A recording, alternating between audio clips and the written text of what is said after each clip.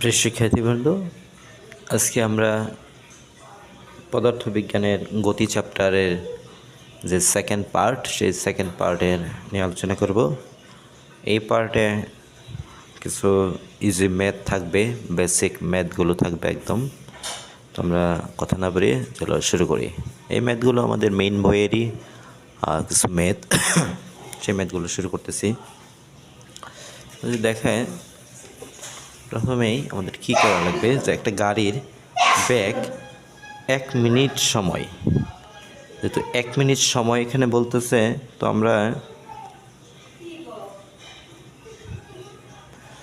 সময়টা দেওয়া আছে টি 1 মিনিট সময়। আমাদেরকে অবশ্যই এসআই এককে সেটা সেকেন্ডে যেতে হবে, তাই আমরা লিখতে পারি 60 সেকেন্ড। স্থির অবস্থা বোঝানো হচ্ছে, যেহেতু স্থির অবস্থা বোঝাই, তাই আদিবেগ হবে ইউ সমান 0 মিটার পার সেকেন্ড, অর্থাৎ 0। বেগের একক এমএস ইনভার্স 1, এবং বলছে বেড়ে সেটা 60 কিলোমিটার পার আওয়ার বেগ প্রাপ্ত হয়েছে। তার মানে এটা হলো তার পরবর্তীতে যে বেগটা, সেটা পাচ্ছি তার শেষ বেগ। শেষ বেগ বি হলো 60 কিলোমিটার পার আওয়ার। এখন এই 60 কিলোমিটার পার আওয়ারটাকে এটাকে মিটার পার সেকেন্ডে যাওয়ার জন্য আমরা গুণ করি। কিলোমিটার যেহেতু, এটা কিলো মানে 1000 দ্বারা গুণ করা হচ্ছে, এবং যেহেতু এটা ঘন্টায় আছে, আমরা জানি 1 ঘন্টা সমান 3600 সেকেন্ড। তো এখান থেকে আমরা যদি আমরা ক্যালকুলেশন করি, তাহলে আমাদের মানটা আসবে, আমরা দেখি,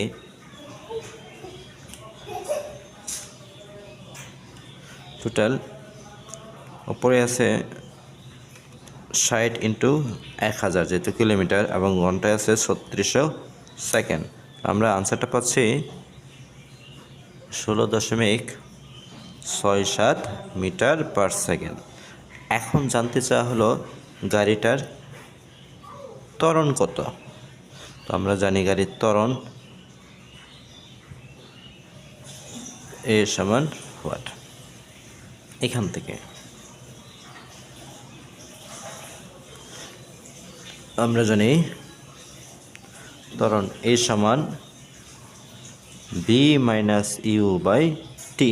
তো এখানে আমরা পাচ্ছি তার শেষ বেগ 16.67 এবং আদিবেগ 0, সময় দেওয়া আছে 60 সেকেন্ড। তো ত্বরণের মান আমরা কত পাচ্ছি, ভাগ হবে 16.67কে 60 দ্বারা। আমরা 60 দ্বারা ভাগ করি, তার ত্বরণের মান পাবো 0.277, বা আমরা যদি বলি 0.28 লিখে রাখলাম। এত এমএস ইনভার্স 2 হলো আমাদের ত্বরণের মান। এখন কথা হলো, এই ত্বরণে গাড়িটা কতটুকু দ্রুত অতিক্রম করবে, তার অতিক্রান্ত দূরত্ব কত হবে, আমরা সেটা নির্ণয় করি। আবার অতিক্রান্ত দূরত্ব নির্ণয়ের ক্ষেত্রে আমরা দেখি, সূত্র হলো সমবেগের ক্ষেত্রে এস সমান বিটি। আবার যখন আমরা ত্বরণ নির্ণয় দেওয়া থাকে এবং সময়ও দেওয়া থাকে, তখন সূত্র হলো এস সমান ইউটি প্লাস হাফ এটি স্কোয়ার। যেহেতু এখানে সময় দেওয়া আছে, তাহলে এক্ষেত্রে আমরা বলতে পারি তার অতিক্রান্ত দূরত্ব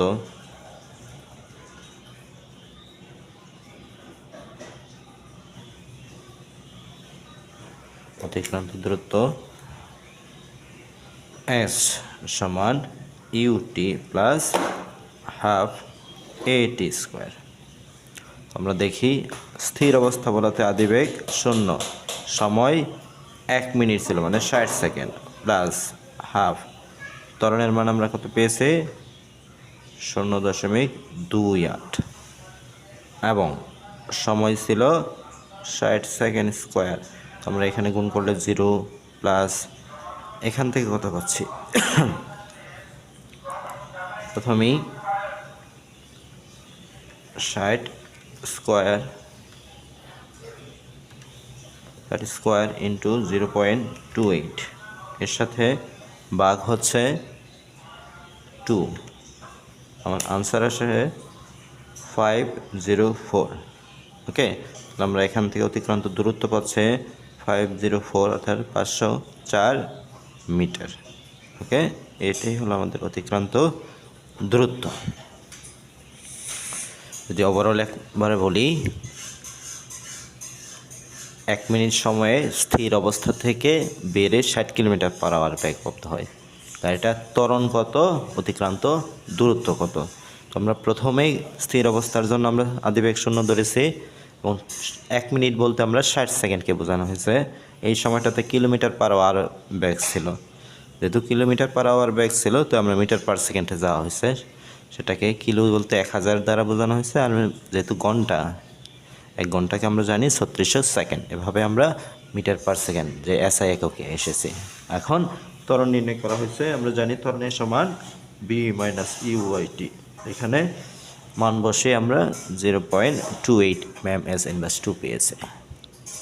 আবার অতিক্রান্ত দূরত্ব, তো অতিক্রান্ত দূরত্ব নির্ণয়ের ক্ষেত্রে আমরা দেখেছি যে সময় দেওয়া আছে, ত্বরণ দেওয়া আছে। এই ক্ষেত্রে আমরা যেহেতু শেষ বেগ দেওয়া নাই, তাই আমরা যে এর সমান ইউটি প্লাস হাফ এটি স্কোয়ার, এই সূত্রটা প্রয়োগ করেছি। ওকে, আশা করি প্রিয় শিক্ষার্থীরা বুঝতে পেরেছ। আমরা দ্বিতীয় আরেকটা ম্যাথ দেখি।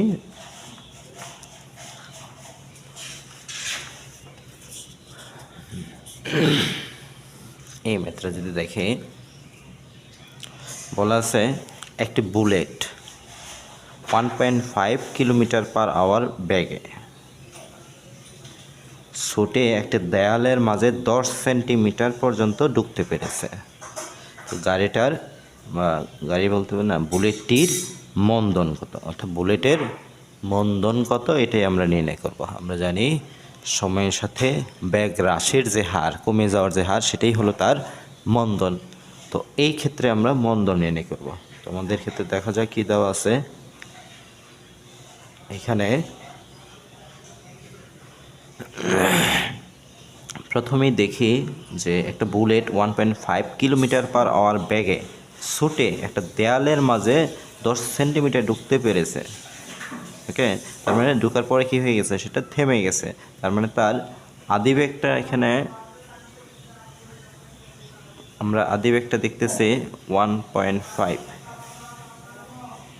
Kilometre per second. তাহলে 1 সেকেন্ডে যদি কিলোমিটার থেকে আমরা মিটারে যাই, তাহলে কিলো থাকার জন্য 1000 দ্বারা গুণ হচ্ছে এত মিটার পার সেকেন্ড, বা যেটাকে আমরা 1.5কে 1000 দ্বারা গুণ করলে 1500 আসার কথা।